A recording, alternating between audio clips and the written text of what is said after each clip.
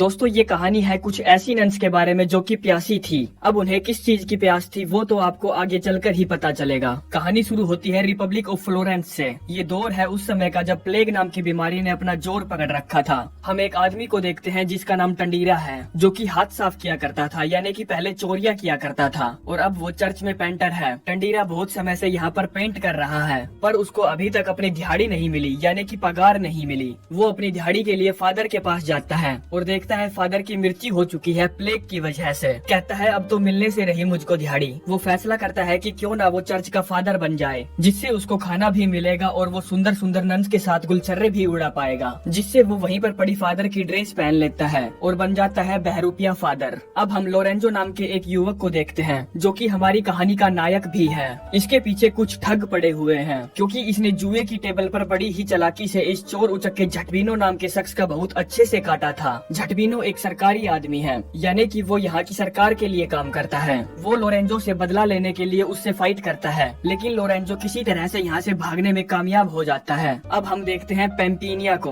Pampinea एक धनी व्यापारी की बेटी है जिसकी फिल्म शुरू होने से कुछ क्षण पहले ही मृत्यु हो गई थी। और तभी यहाँ पर झटबिनो आता है। वो कहता है दुखी मत हो, मेरी सिंपैथी तुम्हारे साथ है। क्या हुआ अगर तुम्हारे माता पिता नहीं रहे, तुम्हारे साथ मैं तो हूँ ना। पेम्पिनिया की हेल्प करने का मतलब हम समझ जाते हैं कि झटबिनो अपना पजामा उतारकर अपना झुरमुटिया पेम्पिनिया को देना चाहता है। लेकिन पेम्पिनिया झटबिनो से कहती है मैंने रशिया के राजकुमार चकलंड से प्रोमिस किया है कि मैं उन्हीं से शादी करूंगी और मैं सिर्फ उन्हीं को अपनी पैंटी दिखाऊंगी, जो कि अभी रशिया से सीधा इधर ही आ रहे हैं मेरी पैंटी देखने के लिए। ये सब कहकर वो यहाँ से जाने लगती है। झटबिनो कहता है क्या तुम जानती हो तुम्हारे पिता पर कितना कर्ज हो चुका था। पेम्पिनिया पूछती है किस चीज का कर्ज। झटबिनो कहता है दूध का कर्ज। सीधी सी बात है, उन्होंने अपना व्यापार बढ़ाने के लिए कर्ज लिया था, लेकिन वो उसे चुकाने में नाकाम रहे थे और वो कर्जा मैंने चुकाया था। कहता है मरते वक्त तुम्हारे पिता ने मुझसे तुम्हारी शादी का वादा किया था। हम सभी को इसकी शक्ल देखकर ही पता चल जाता है कि ये कमीना झूठ बोलकर पेम्पिनिया की पैंटी उतारना चाहता है। पेम्पिनिया कहती है मैं राजकुमार चकलंड से प्रोमिस कर चुकी हूँ कि मैं उन्हीं से शादी करूंगी। हम लोरेंजो को देखते हैं जो कि घोड़े पर बैठकर यहाँ से भागा जा रहा है क्योंकि उसके पीछे झटबिनो के सिपाही लगे हुए हैं। तभी उसको रास्ते में एक अनजान आदमी मिलता है, उसके साथ एक मरा हुआ आदमी भी था। लोरेंजो उससे पूछता है ये रास्ता कहाँ जाता है। वो कहता है ये रास्ता कॉन्वेंट की तरफ जाता है जहाँ पर बहुत सारी नन्स रहती हैं और मैं इस लाश को वहीं से लेकर आ रहा हूँ। ये वहाँ पर गार्डनर की पोस्ट पर नियुक्त था। तभी लोरेंजो के दिमाग की बत्ती जलती है। कहता है अगर ये गार्डनर मर गया है तो उन्हें नए गार्डनर की जरूरत होगी, क्या वो मुझे नए गार्डनर की पोस्ट दे देंगी। ये कहता है नहीं, क्योंकि तुम्हारे पास स्पेशल स्किल्स नहीं है, जो कि इसके पास थी। लोरेंजो पूछता है कौन सी स्पेशल स्किल्स जो इसके पास थी और मेरे पास नहीं है। ये कहता है ये आदमी गूंगा बहरा था और उन्हें ऐसा ही आदमी चाहिए काम के लिए। लोरेंजो यहाँ से जाते वक्त कहता है गूंगा बहरा होना स्पेशल स्किल्स नहीं है, वो अपंगता है। अब लोरेंजो झटबिनो के आदमियों से बचने के लिए एक पेड़ पर चढ़ जाता है। झटबिनो के आदमी यहाँ से गुजर जाते हैं और उसे नहीं देख पाते। कुछ समय बाद लोरेंजो जिस डाल पर खड़ा था वो डाल टूट जाती है, जिससे वो नीचे गिर जाता है और बेहोश हो जाता है। कुछ समय बाद यहाँ पर बेहद खूबसूरत नन्स आती हैं और वो उसे उठाकर कॉन्वेंट ले आती है। यहाँ पर दो नन्स उसके शरीर के निरीक्षण के लिए आती है। ये दोनों उसके शरीर को ऐसे निहारती है जैसे कि वो बहुत सालों से प्यासी है। इनमें से एक नन कहती है देखो इसकी कोई हड्डी तो नहीं टूट गई। अब सबको पता है कि ये किस टूटी हुई हड्डी की बात कर रही है। वो अपने प्यारे प्यारे हाथों से उसकी हड्डी को जांचती है और पाती है उसकी नाजुक हड्डी बिल्कुल सही सलामत है। जिसके बाद वो लोरेंजो की शर्ट ऊपर करके उसके पेट पर किस करती है, जिससे उसको चरम सुख का आनंद मिलता है। और वो दूसरी से कहती है तुम भी करो, मजा आएगा। और अब वो भी किस करती है। हम देखते हैं कि लोरेंजो होश में है, वो सिर्फ बेहोश होने की एक्टिंग कर रहा है और मन ही मन कहता है जमीर जिंदा रख, कबीर जिंदा रख, फकीर भी बन जाए तो इस शरीर में अपने हथियार को खड़े करने की ताकत को जिंदा रख, हौसलों के तरकस में कोशिश का वो तीर जिंदा रख, हार जा चाहे जिंदगी में सब कुछ मगर इनकी लेने की उम्मीद जिंदा रख। तभी एक नन उसके होठों को बुरी तरह से चूसने लगती है। लोरेंजो अपनी आँख खोल लेता है। ये नन डर जाती है। तभी यहाँ पर इन दोनों नन्स की मदर आ जाती है। ये किसी तरह से अपनी हवस पर काबू पाती है और अपनी फेस शील्ड लगा लेती है। ये मदर से कहती है मदर हमको लगता है कि ये गूंगा बहरा है। ये सुनकर मदर को मजे आ जाते हैं कि चलो कोई तो बकरा मिला जो हमारे हमारी प्यास बुझाएगा। यहाँ पर हमारा मिंटोस वाला दिमाग काम करता है कि इन दोनों नन्स को तो पता ही नहीं था कि लोरेंजो गूंगा बहरा है, तो फिर इन्होंने झूठ क्यों बोला। दरअसल ये चाहती थी कि यहाँ पर जल्द से जल्द कोई गूंगा बहरा आ जाए, जिससे ये सारी नन्स उसके साथ अपनी रातें हसीन कर सकें। तभी फिर से हमारा मिंटोस वाला दिमाग काम करता है कि इन नन्स को गूंगा बहरा ही क्यों चाहिए। दरअसल ये नन्स भी मिंटोस खाती हैं, तो इनका दिमाग भी काम करता है। ये गूंगा बहरा आदमी इसलिए चुनती है ताकि उस आदमी के साथ रात रंगीली करे, और गूंगा होने के कारण वो किसी को बता भी ना पाए और ना किसी की सुन पाए। मतलब कि गूंगे बहरे आदमी के पास इनकी सवारी करने की टिकट है। और तो और इन्होंने ही उस पुराने गार्डनर को पेल पेल कर खोखला कर दिया था। इनको उस बुढ़े पर जरा भी दया नहीं आई कि उसकी एक टांग पहले से ही कब्र में है।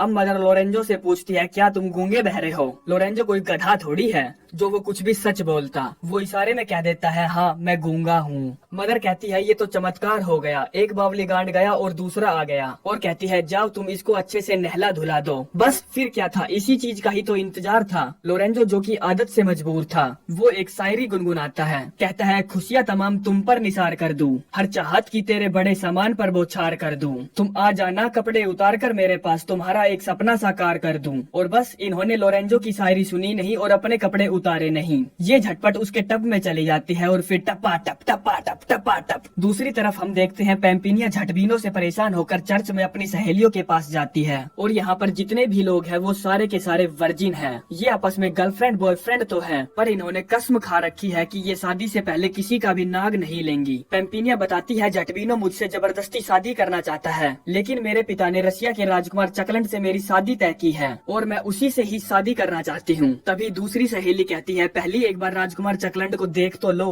क्या पता वो बावली तरेड हो। दूसरी सहेली कहती है, चुप करो तुम, हम वर्जिन्स हैं और हम शादी से पहले किसी का भी नाग नहीं लेंगी। तभी यहाँ पर झटबीनो आता है, कहता है, किसको चाहिए नाग, मैं दे दूं। पूछता है, तुम सब यहाँ क्या कर रहे हो, चलो भाग जाओ यहाँ से, तुम्हें पता नहीं है कि लॉकडाउन चल रहा है। ये सभी वहाँ से बाहर आ जाते हैं, जहाँ पर ये एक फैसला लेते हैं कि ये लोग पेम्पिनिया को कॉन्वेंट में छोड़ आएंगे जब तक कि राजकुमार चकलंड न आ जाएं। तभी एक सहेली घोड़ा गाड़ी लेकर आती है। पहली वाली पूछती है, ये चलाएगा घोड़ा गाड़ी? ये कहती है, ये अंकल ब्रूनो है और इनको बवासीर है, और तो और ये वर्जिन भी है, इन्होंने अभी तक किसी भी घाट का पानी नहीं पिया। वो इस बहरूपीय फादर को भी अपने साथ ले लेते हैं, जो कि पहले पेंटर था और उससे पहले चोर। अब पेम्पिनिया को पहले एक तेज घोड़ा गाड़ी से भेज देते हैं और खुद दूसरे रास्ते से आगे बढ़ते हैं। पेम्पिनिया के कॉन्वेंट में पहुंचने के बाद ये लोग उसकी पैंटी उतार कर पजामा पहना देते हैं, यानी कि अपनी जैसी ही पोशाक पहना देते हैं। पेम्पिनिया सोचती है कि वो एक अच्छी जगह आ गई है और यहाँ पर उसकी वर्जिनिटी सेफ रहेगी, लेकिन उसे नहीं पता था कि यहाँ दिन रात कुएं से पानी निकाला जाता है। तभी पेम्पिनिया की नजर मासूम से दिखने वाले लोरेंजो पर पड़ती है। वो नन से पूछती है, ये कौन है? नन बताती है कि वो सीधा स्वर्ग से आया है, वो गूंगा बहरा है और हमारा गार्डनर है, जो कि बहुत मेहनती है। वो दिन रात गहरे कुएं से पानी निकालता है। ये सुनकर पेम्पिनिया का भी अपने कुएं से पानी निकलवाने का मन करता है, लेकिन तभी उसे रसिया के राजकुमार चकलंड की याद आती है, तो पेम्पिनिया अपनी पैंटी को खिसकने से रोक लेती है। आगे हम देखते हैं लोरेंजो गार्डन में काम कर रहा है। तभी वहाँ पर एक नन आती है, जो कि उन दोनों नन से अलग थी। वो कहती है, ओ गार्डनर, घास काटेगा? और हम तो जानते ही हैं कि लोरेंजो हमेशा घास में घस करने के लिए कितना उतावला रहता है। अब ये खुश था तो ये एक शायरी पढ़ता है, राहों पर नजर रखना, हथियार पर नजर रखना, आ जाए कोई शायद पैंट की चैन खुली रखना, हथियार की गर्मी को जलाकर रखना, उसको भी गर्म रखना, खुद को भी गर्म रखना, देता है सजा मुझको रातों को भटकने की, आज दिन में भी उसको गर्म रखना, राहों पर नजर रखना, हथियार पर नजर रखना, वो बुरा भी ना माने या मेरे हथियार, उसका भी कहा रखना। ये कहकर लोरेंजो नन के साथ झाड़ियों के पीछे घस घसाघस करने चला जाता है। पेम्पिनिया उन दोनों को झाड़ियों के पीछे जाता देख लेती है, जिससे उसकी पैंटी में आग लग जाती है और वो जेलस फील करने लगती है। दूसरी तरफ हम देखते हैं रसिया के महान राजकुमार चकलंड महल में पधार चुके हैं। यहाँ पहुँचते ही राजकुमार चकलंड की मुलाकात चोर उचक्के झटबीनों से होती है। राजकुमार चकलंड उसे अपने नाम का महत्व बताते हैं। कहते हैं, एक था लड़का जिसका नाम था चकलंड। एक दिन उसने अपना नाम बदलने की सोची। उसने एक मजदूरी करने वाली औरत से उसका नाम पूछा तो उसने अपना नाम लक्ष्मी बताया। बताया। फिर उसने एक भिखारी से उसका नाम पूछा। उसने अपना नाम धनपत बताया। फिर उसने देखा कि कुछ लोग मुर्दे को लेकर जा रहे हैं। उसने एक आदमी से उस मुर्दे का नाम पूछा। उसने उस मुर्दे का नाम अमर सिंह बताया। तब राजकुमार चकलंड के मन में ख्याल आया, लक्ष्मी करे मजदूरी, धनपत मांगे भीख, जब अमर सिंह ही मर गया तो चकलंड नाम ही ठीक। बस फिर क्या था, वहाँ तालियां बजने लगती है उसके मन में। राजकुमार चकलंड चोर उचक्के झटवीनों को पेम्पिनिया का फादर समझता है। कहता है, मैं आपके लिए और आपकी बीवी के लिए कुछ तोहफा लाया हूँ, जिसे देखकर आपकी बीवी को मजा आ जाएगा। झटवीनो कहता है, नहीं, मैं पेम्पिनिया का फादर नहीं हूँ। राजकुमार चकलंड कहते हैं, तो फिर आप उनके दादाजी होंगे। झटवीनो कहता है, नहीं, मैं पेम्पिनिया का होने वाला खसम हूँ। राजकुमार अपने सिपाहियों से कहता है, इसकी शक्ल देखने में तो कुत्ते जैसी लग रही है। जिसके बाद वो चोर उचक्के झटवीनो से कहता है, दिन में संडे का, ताकत में अंडे का, मास्टर के डंडे का और झाटों में झटवीनो का कोई जवाब नहीं। और ये कहकर राजकुमार चकलंड कुछ समय के लिए वहाँ से चले जाते हैं। तभी रास्ते में उसको एक आदमी मिलता है। वो बताता है, पेम्पिनिया गाँव के बाहर एक कॉन्वेंट में गई है और वहीं आपसे शादी करेगी। ये सुनकर चकलंड उस गाँव के लिए निकल पड़ता है। हम देखते हैं कि लोरेंजो के कमरे में दो और नई नन्स अपनी खुजली खुजलवाने आती है। वो कहती है, खुजली एक पहेली है जो समझी ना जा सके, खुजली एक सहेली है जो बनाई ना जा सके, खुजली एक क्वेश्चन है जो सुलझाया ना जा सके, खुजली एक लम्हा है जो भुलाया ना जा सके, खुजली एक तूफान है जो रोके ना रुकेगा, खुजली एक निशाना है जो चूके ना चुकेगा। और कहती है, प्लीज हमारी खुजली खुजला दो, जैसे तुमने कल दोपहर गार्डन में उस नन की खुजली खुजलाई थी। ये दोनों अपने कपड़े उतार देती है। और हम तो जानते ही हैं, लोरेंजो हमेशा लोगों की हेल्प करने के लिए डट कर खड़ा रहता है। दूसरी तरफ हम देखते हैं, पेम्पिनिया की सहेली जंगल के रास्ते से गाँव की तरफ बढ़ रही है। तभी रास्ते में दो लड़कियां उनके बॉयफ्रेंड को इशारा देकर बुलाती है। कहती है, आ जाओ, दूध पी लो। बुलाती है मगर जाने का नहीं। बुलाती है मगर जाने का नहीं। बुलाती है मगर जाने का नहीं। ये दुनिया है, इधर जाने का नहीं। ये दोनों चले जाते हैं। वो दोनों इनको गाय का दूध पिलाती है और ना जाने कब में गाय का दूध पिलाते पिलाते वो अपना दूध पिलाने लगती है। लेकिन यहाँ उनके कार्यों में रास्ते का रोड़ा बनकर लड़कों की एक गर्लफ्रेंड वहाँ आ जाती है और उनको पीटते पीटते यहाँ से ले जाती है। कहती है, तुमको शर्म नहीं आई, तुम ये क्या कर रहे थे? वो कहते हैं, हम तो दूध पीने आए थे, अब हमें क्या पता था वो हमें अपना दूध पिलाने लगेंगी। इधर हम देखते हैं, दो नन पेम्पिनिया से कहती है, हम तो जा रही हैं उस गूंगे बहरे को नहलाने के लिए और अपनी खुजली खुजलवा कर ही वहाँ से आएंगी। तो इस पर पेम्पिनिया कहती है, ये तो पाप है, ये तुम क्या कर रही हो? जवाब में दोनों नन कहती है, हमें पता है तुम्हें जलन हो रही है, पर हम तो अपनी खुजली खुजलवाएंगे जरूर। लेकिन वो इस बार लोरेंजो से अपनी खुजली नहीं मिटवाती, बस उसके टब में पानी डालने के लिए गई थी। वो पेम्पिनिया से कहती है, आ जाओ तुम भी अंदर। लेकिन पेम्पिनिया कहती है, ना, मैं ना आ रही। अब लोरेंजो को नहला धुलाकर मदर के लिए पेश किया जाता है। लोरेंजो कहता है, महक रही है फुलवारी तुम्हारी, झूम रही है क्यारी क्यारी, कमरे में है प्यासी कुंवारी, जिसकी प्यास है जरूर मिटानी। बस फिर क्या था, मदर लोरेंजो के साथ खूब घचाघच करती है और ये देखकर पेम्पिनिया की पैंटी में बहुत जलन होती है, क्योंकि पेम्पिनिया को लोरेंजो से सच्चा वाला प्यार हो गया था। अगले दिन लोरेंजो बगीचे में काम कर रहा था, जहाँ पर पेम्पिनिया एक किताब पढ़ रही थी। लोरेंजो पेम्पिनिया को अजीब नजरों से देखता है और सोचता है कि ये तो पहले कभी नहीं आई मेरे कमरे में। अब कुछ देर बाद पेम्पिनिया उसके कमरे में जाती है और उसके अंदर आते ही लोरेंजो समझ जाता है कि वो यहाँ पर क्या करवाने आई है। लोरेंजो उसकी कोविड फेस शील्ड उठाने लगता है। वो उसको रोक देती है और उसकी आंखों पर पट्टी बांधने लगती है। कहती है, मैं तुम्हें हर रोज देखती हूँ और मैं तुम्हें अपने घाट का पानी पिलाना चाहती हूँ, लेकिन मैं तुम्हें अभी अपने घाट का पानी नहीं पिलाऊंगी, क्योंकि मैं तुमसे शादी करना चाहती हूँ।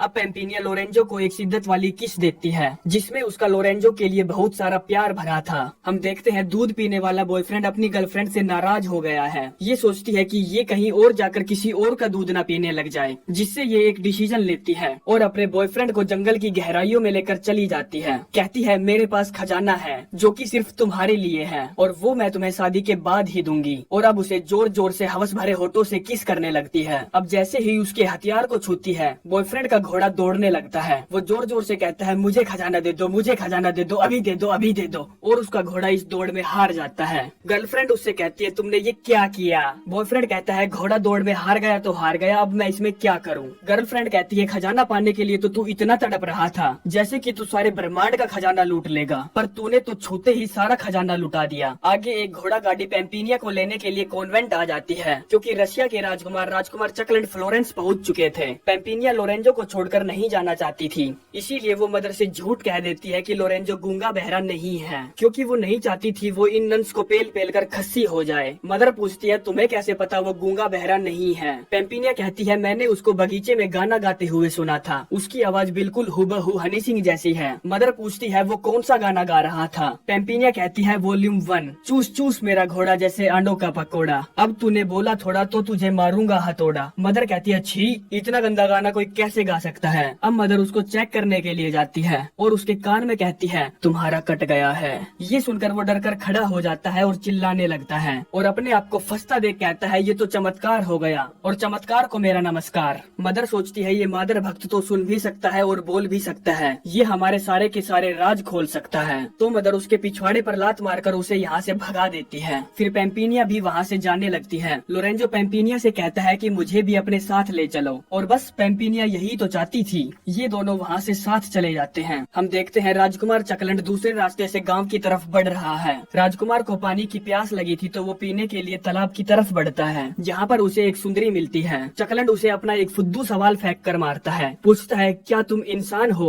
वो कहती है नहीं, मैं जल परी हूँ। राजकुमार कहता है मैं एक पेम्पिनिया नाम की लड़की से बहुत प्यार करता हूँ और मैंने उसे अभी तक देखा भी नहीं है। वो कह देती है मैं ही तो हूँ पेम्पिनिया बिना पैंटी वाली, क्योंकि वो राजकुमार के साथ पेलम पेल करना चाहती थी। कहती है ना ताकत मर्द में है ना मर्द की हड्डी में है, ताकत तो उसमें है जो बिना हड्डी के मर्द की चड्डी में है। बस फिर क्या था, बिना हड्डी वाली चीज फर्जी पेम्पिनिया की चड्डी में थी। हम देखते हैं पेम्पिनिया और लोरेंजो उस जगह पहुंच चुके हैं जहां पेम्पिनिया की शादी राजकुमार चकलंड से होनी थी। पेम्पिनिया लोरेंजो से पूछती है क्या तुम किसी से प्यार करते हो? वो कहता है हाँ, लेकिन मैंने उसका सुंदर चेहरा अभी तक देखा नहीं है, उसने मुझे एक बार किस किया था। पेम्पिनिया उससे आंख बंद करने के लिए कहती है ताकि उसको याद आ जाए कि किस करने वाली लड़की यही है। अब जैसे ही ये उसे किस करने के लिए आगे बढ़ती है तभी यहाँ पर चोर उचक्का झटबीनो आ जाता है। पेम्पिनिया लोरेंजो से कहती है तुम भाग जाओ यहाँ से, वो तुम्हें मार डालेगा। लेकिन लोरेंजो के पिछवाड़े में हीरो बनने की चूल मची थी। वो झटबीनो से एक फुद्दू सा क्वेश्चन पूछता है, कहता है अंधेरी रात थी वो मेरे साथ थी, मैं उसके ऊपर था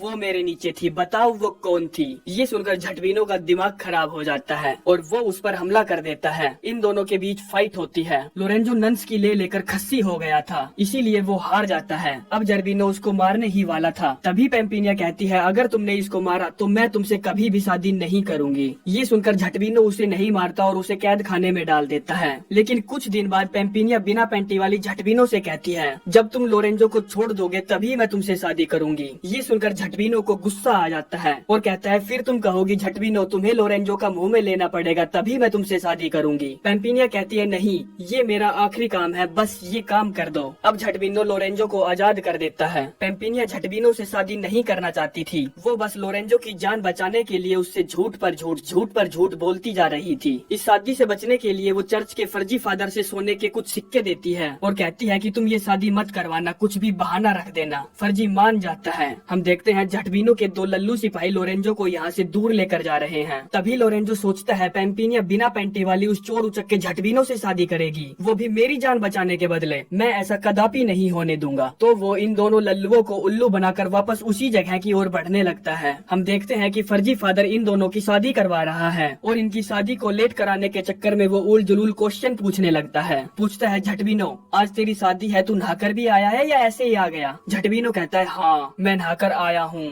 फादर पूछता है कितने घंटों पहले नहाया था? क्या तूने अपनी टांगों के बीच में पानी डाला था? फादर झटबीनो से कहता है अपने हाथ दिखा। झटबीनो अपने हाथ दिखाता है। फादर कहते हैं छी, तेरे नाखून कितने गंदे हैं, और कहता है मैं तेरी शादी नहीं करा सकता क्योंकि तेरे नाखून गंदे हैं। झटबीनो जाकर अपने हाथ धोकर आता है। फादर कहता है मैं शादी कराने के पैसे भी लेता हूँ, कभी तू ये सोच रहा हो कि मैं फ्री में शादी करवाता हूँ क्योंकि तू शकल से ही चोर उचक्का लगता है। ये सुनकर झटबीनो को गुस्सा आ जाता है और वो अपनी तलवार फादर के गले पर रख देता है। लेकिन तभी यहाँ पर राजकुमार चकलंड आ जाता है और साथ में लोरेंजो भी होता है। ये दोनों मिलकर झटबीनो के लोगों से फाइट करने लगते हैं। हम देखते हैं झटबीनो यहाँ से भागने की कोशिश कर रहा है। तभी लोरेंजो उसका रास्ता रोकता है और ये दोनों फाइट करने लगते हैं। इस फाइट के दौरान लोरेंजो उसे एक कुएं में धकेल देता है, जिससे झटविनो का राम नाम सत्य हो जाता है। तभी यहाँ पर पेम्पिनिया आती है। वो राजकुमार चकलंड से कहती है, मैं तुमसे शादी नहीं कर सकती। ये सुनकर राजकुमार चकलंड की फटकर हाथ में आ जाती है। अब जब पेम्पिनिया अपनी फेस शील्ड उतारती है तो राजकुमार चकलंड कहता है कि तुम तो पेम्पिनिया नहीं हो। पेम्पिनिया तो मुझे तालाब में मिली थी, मैंने अपनी बिना हड्डी वाली हड्डी उसकी चड्डी में डाल दी थी। तभी यहाँ पर वो फर्जी पेम्पिनिया आती है। राजकुमार कहता है, मैं तो इसी से शादी करूंगा। इसके बाद लोरेंजो वहाँ से जाने लगता है। पेम्पिनिया उसको रोकती है, पूछती है, तुम कहाँ जा रहे हो? वो कहता है, मैं उसी किस वाली लड़की को ढूंढकर उससे शादी करने जा रहा हूँ। पेम्पिनिया लोरेंजो से आंख बंद करने के लिए कहती है और उसे किस करने लगती है। लोरेंजो तुरंत पहचान जाता है कि ये वही लड़की है जिससे वो प्यार करता है और अब वहाँ पर मौजूद सभी मर्द अपने अपने जुगाड़ को किस करने लगते हैं। इसी के साथ ये कहानी यहीं पर समाप्त हो जाती है। तो चलते हैं, मिलते हैं नेक्स्ट वीडियो में। धन्यवाद।